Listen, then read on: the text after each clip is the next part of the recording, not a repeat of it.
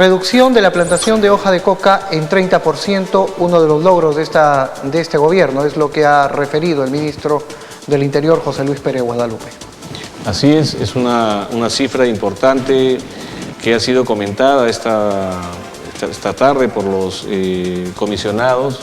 Hay que informar a tus televidentes que esta es una suerte de cumbre interamericana contra las drogas, ¿no? Vienen los SARES antidrogas de toda la región, de Estados Unidos, Canadá, hasta Argentina y Chile, todo el continente, incluido el Caribe. Y yo quiero decir que el presidente Humala tomó una decisión importante al inicio de su gobierno de poder justamente atacar el tema de raíz, que es atacar el tema de los insumos, tanto a nivel del sembrío de hoja de coca, como también los insumos químicos fiscalizados, que son aquellos precursores que llevan a este proceso en los laboratorios que tenemos en el país. Claro que sí. Clandestinos, por supuesto, para la elaboración de la droga. Señor Jiménez, es muy difícil enfrentar al narcotráfico sabiendo que además también ha infiltrado las Fuerzas Armadas. Tenemos que ser muy claros en que tiene que haber la máxima sanción para estos sujetos que usan el uniforme de la patria, sea policial o sea militar, para poder dar señales claras de que en el gobierno no existe posibilidad alguna de que el narcotráfico tenga presencia.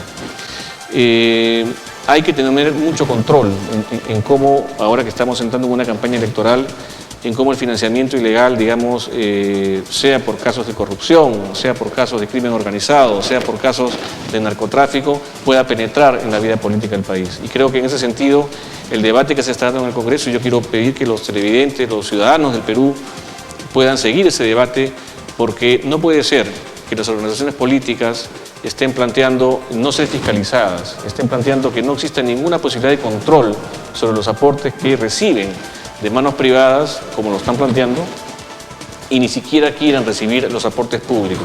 Estamos viendo en Trujillo y en diferentes ciudades del norte del país que se abren restaurantes, hoteles y no tienen clientes y se sostienen de qué manera no lo sabemos, pero es una clara muestra de que el lavado de activo es una actividad permanente, recurrente en el norte del país, donde algunos especialistas indican que hay fuerte presencia del cartel de Sinaloa.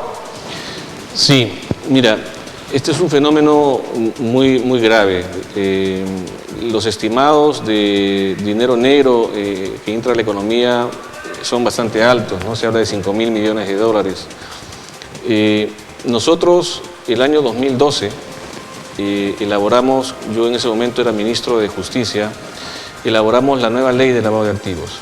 Esta ley es una ley precursora en América Latina y la dimos además porque teníamos serios límites en la legislación anterior y se hizo sin ningún cálculo político. Yo quiero ser muy enfático en esto porque el día de hoy vemos que el lavado de activos se ha convertido en la herramienta de persecución política. Pero podemos decirlo de esa manera, pero también en el elemento de discusión política, o sea, porque hoy día a todo el mundo lo denuncian por lavado de activos, ¿no es cierto? Claro que sí. Entonces, ¿qué pasaba en ese momento?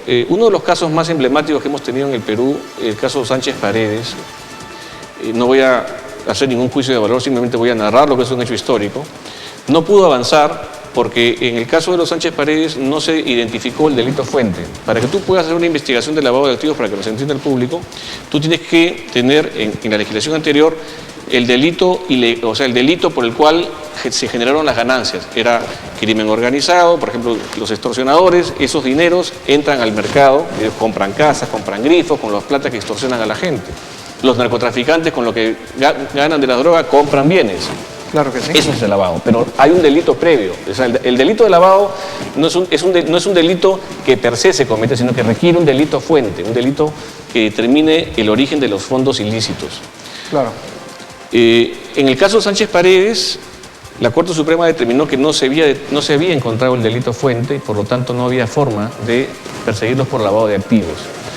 Lo que hicimos en la reforma del año 2012, que ha hecho este gobierno, en la idea justamente de establecer cuáles son las modalidades nuevas de crimen organizado y cómo debería el Estado luchar contra este flagelo, fue establecer que no se requiere identificar primero el delito fuente para hacer una investigación de lavado de activos. Tú puedes iniciar una investigación de lavado de activos ante el desbalance patrimonial que encuentras en la persona y luego en la investigación se verá cuál es el delito fuente que originó el lavado. No pudimos avanzar en el tema del secreto bancario para la unidad de inteligencia financiera, lo propusimos al Congreso después y el Congreso no nos quiso aprobar la ley. Es decir, para que la unidad de inteligencia financiera pueda incorporar también el análisis del secreto bancario, del secreto tributario, y lastimosamente los intereses que siempre existen en este país por parte de los lobbies que existen, y voy a decirlo muy claramente porque yo siempre he hablado muy claro, en el Congreso impidieron que esto se pueda dar. Hay efectivamente este fenómeno de inversiones, pero lo que tiene que hacer es que el sistema funcione. Cuando existen operaciones sospechosas, la unidad de inteligencia financiera actúa, pero también hay un sistema que se llama de oficiales de cumplimiento, en donde entidades como los casinos, las entidades que construyen inmuebles, las inmobiliarias, los bancos, tienen que reportar operaciones sospechosas a la unidad de inteligencia financiera.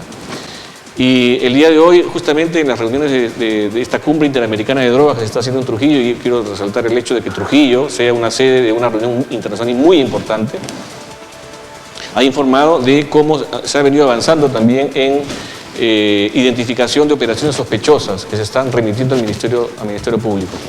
Hace falta que las instituciones comiencen a funcionar, y si no funcionan, que se vayan a su casa. O sea, los funcionarios que no trabajan, que no hacen bien su trabajo, que se vayan a su casa. Acá no podemos tapar a nadie por ningún tipo de conducta o inconducta funcional. Yo creo que nos hace falta indignarnos más. En otros países ya la cosa comenzaba a ponerse en serio.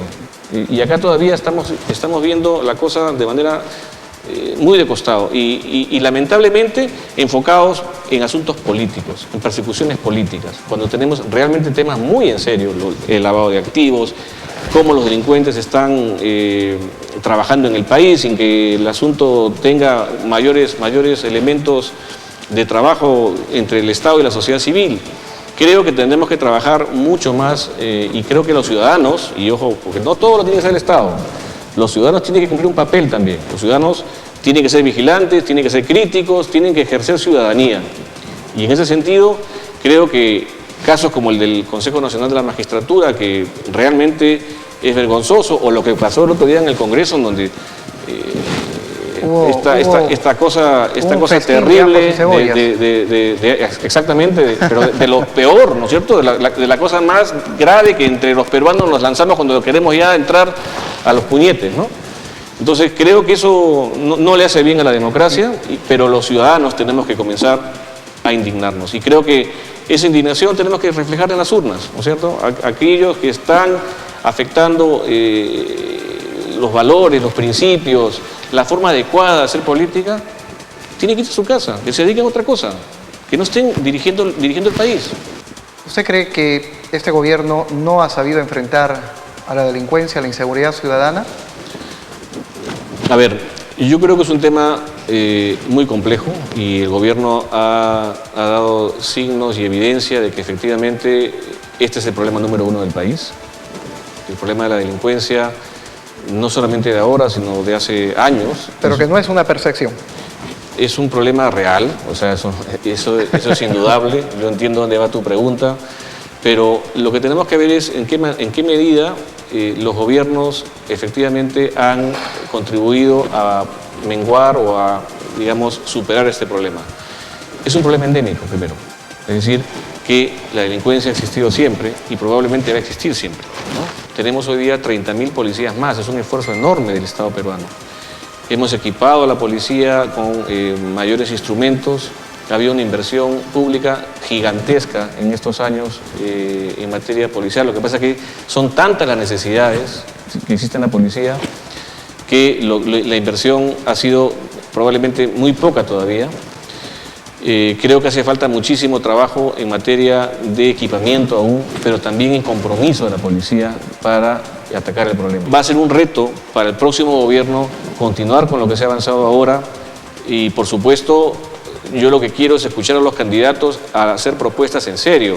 No hay que utilizar la demagogia. Esas propuestas de pena de muerte, esas propuestas de lanzar a la Fuerza Armada a hacer labores de seguridad ciudadana, ya se han desarrollado en otros países. En Centroamérica, por ejemplo, en El Salvador, para que tu público sepa, en El Salvador la Fuerza Armada también está haciendo tareas de seguridad ciudadana. ¿Y cuáles son los resultados?